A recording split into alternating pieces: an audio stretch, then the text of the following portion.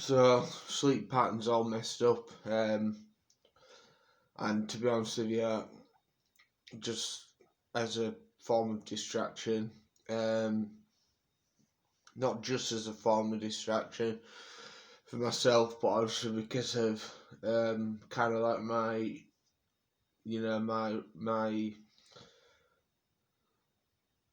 my inability to start helping others, which is basically just in my nature. So I'm gonna just power through loads of different videos, get them all uploaded, try and touch as many bases as possible. Today's been a really difficult day for me today. As I'm not sure if you're all aware, but my grandmother is she's on her last legs, and I spoke to her on the phone today. She's very confused, and it just broke my heart because I was just talking to her about memories, and I had to keep it together. And it was just horrible hearing her say some of the things she was saying about it being nearly the end and stuff like that. And it's at the moment it's just a very, very taxing time for me, and I'm right on the edge. I'm right on the edge of that cliff. I keep relapsing with my self-harm. Hence this stupid bandage on my arm.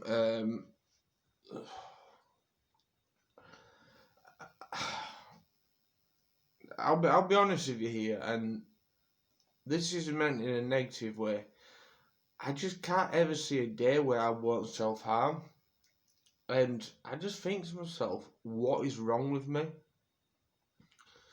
Why do I do that and others don't? Like, when other people find out what I do and to the degree I do it, they kind of wince. I say, oh, how can you do that? And I suppose afterwards, when I'm in a good headspace, I think to myself, how the bleep did I tolerate that?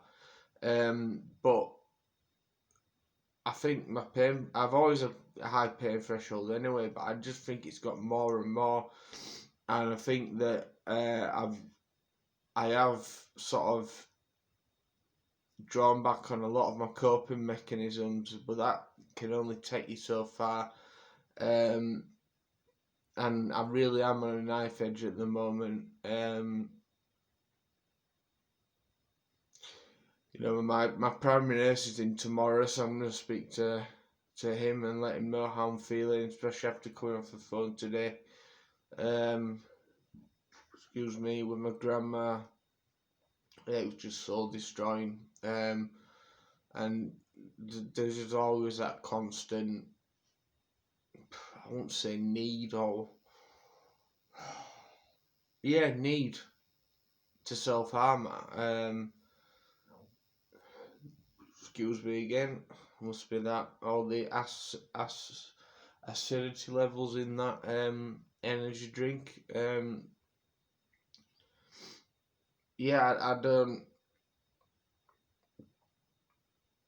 I just don't know what I'll do without it, to be honest with you. And as you can see, I'm doing a video which I wanted to do an update and that sort of thing, and regarding my self-harm and that, but every time I try and do something, call them a distraction, all I can do is think about my grandma, and it's worse being in rehab.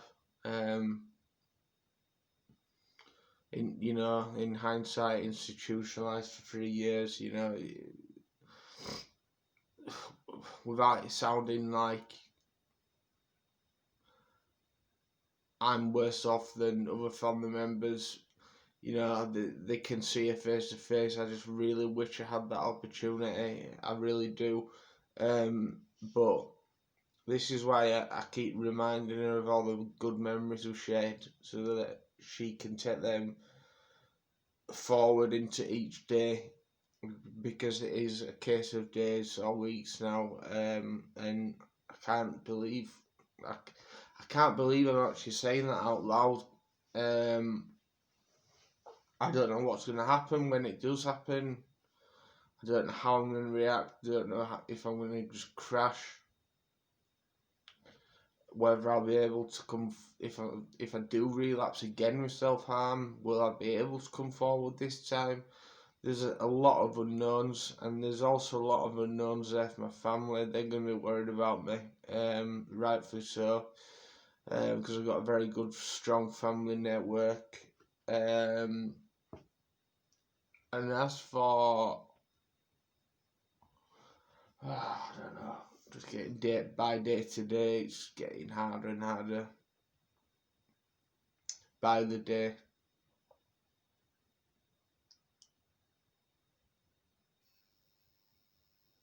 I'm just speechless by a lot of things at the moment. I feel like I'm in just this constant trance / bubble where I just don't know where I am, what I'm doing, what I'm thinking.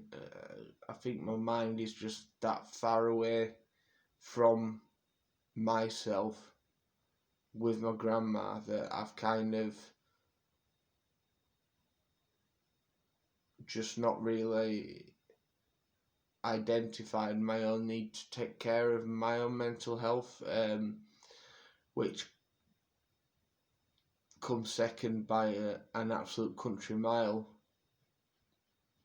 to what I'm feeling with my grandma.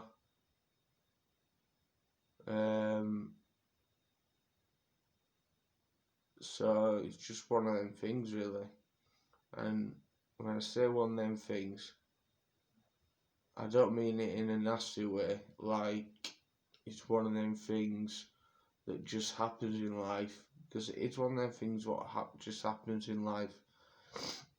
But I just don't know how else to cope with it. I'm isolated over here. Obviously, I can't reveal where I am. People close to me know where I am, but I just can't. I just feel so isolated, and to a certain degree, I feel like I can't talk to my family about it because they're going through it as well, and they've got enough to deal with. But then I'm talking about it as much as I can, but bottling it up at the same time. But I am trying my best to talk about it. I really am trying my best. I'm giving myself the best possible prognosis for the next sort of few weeks and how my mental health goes with all that I'm up against. And if I haven't said it before, I'll say it here. I told her 3, 4, 5 times, Grandma, I love you. I will always remember you for what you've done for me. You have helped me emotionally, financially. You've been there, you put a roof over my head.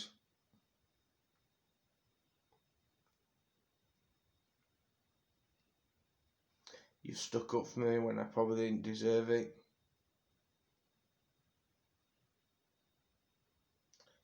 And the fact is, I'm going to be losing you soon.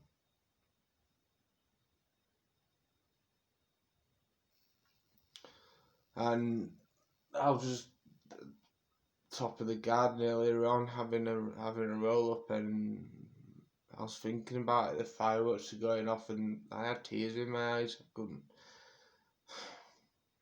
hold it back.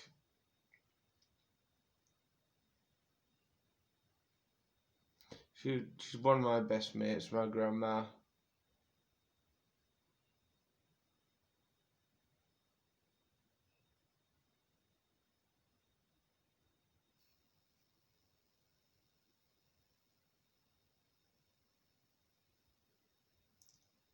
And it's just,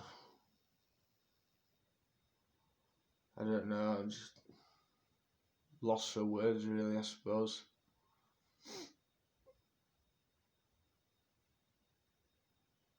And unfortunately, I've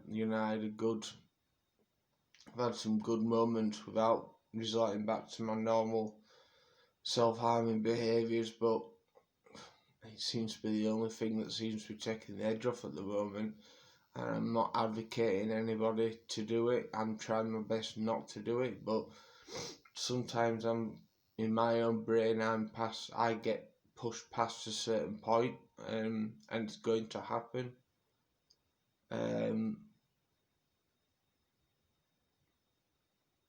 I just hope it doesn't happen again, or if it does, it's more superficial than sort of what my normal ammo is. But yeah, I do feel very alone at the moment, if I'm honest with you, which is why I've sat here and poured my heart out for the last 11 minutes, 10 seconds now to be precise. So I'm struggling and I'm very vulnerable at the moment. But I suppose I hope that maybe by showing this vulnerable side, it might help any of you guys open up about things that are bothering you, and it also helps me get it off my chest what's eating me up. I've just joined as well this cool group on Facebook, which it's more kind of zoned in on self-harming rather than just mental health, and it's a closed group, so I'm looking forward to, because my prime nurse identified that I spend so much time helping everybody else, I very, very, very often forget about myself, and I need support as well.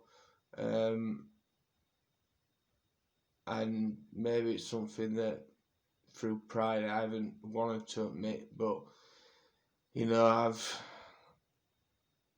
the bloke's got me to where he has, off line of sight for 18 months to where I am now. So he's done his research, he's found a good group, and I've got no reason to doubt him now.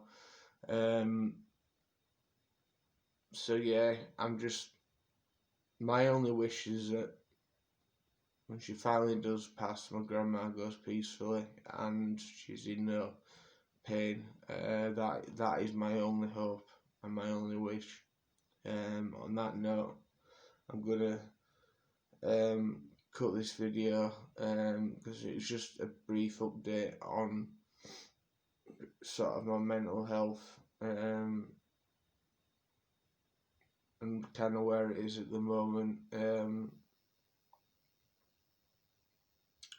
gonna follow this up with 3 videos. What self-harm is,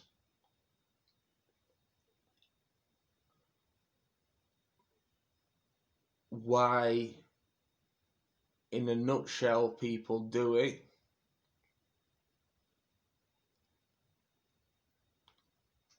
and then I'm going to give advice from my point of view of being a chronic self-harmer, advice to other self-harmers, and I'm also going to give some advice to a loved one that might be watching somebody self-harming and they just don't know what to do.